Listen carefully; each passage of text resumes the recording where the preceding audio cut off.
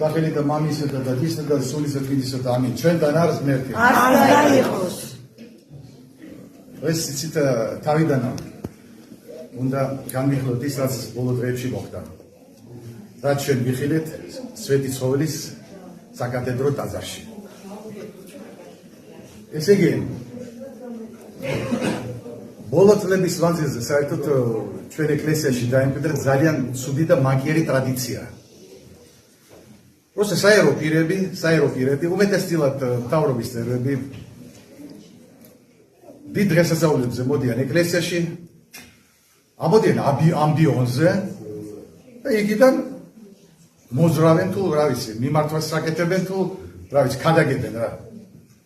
თქვენ კარგად გახსოვთ რომ მაშინაც წინა რეჟიმის დროსაც ვამბობდი რომ არც ერთ ადამიანს, არც ერთ საერო პირს ვინც არ უნდა იყოს, გლეხი კაცი იქნება ეს, მინისტრი, პრეზიდენტი, მნიშვნელობა არ აქვს რა.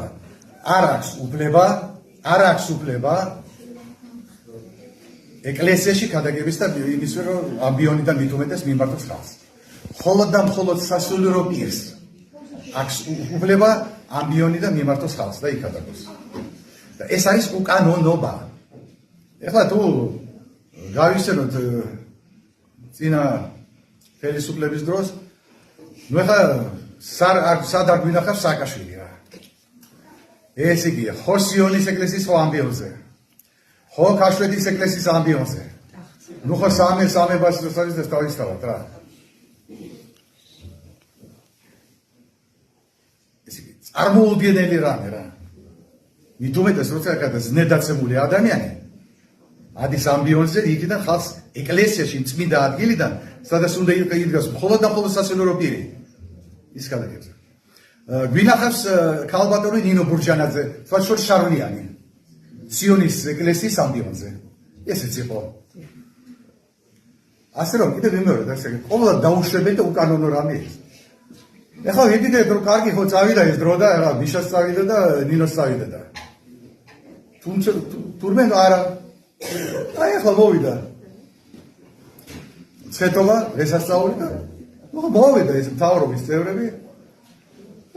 როგორც შევიათ დიდ დღესასწაულებზე, დიდი კელეტრებით ხელში იდნენ წინ. მეტიც ამბიონზე ავიდნენ რა. ისე ავიდნენ სათითაოს უყველანი რა ამბიონზე, იქ რაღაც განცხადებები გააკეთეს რა.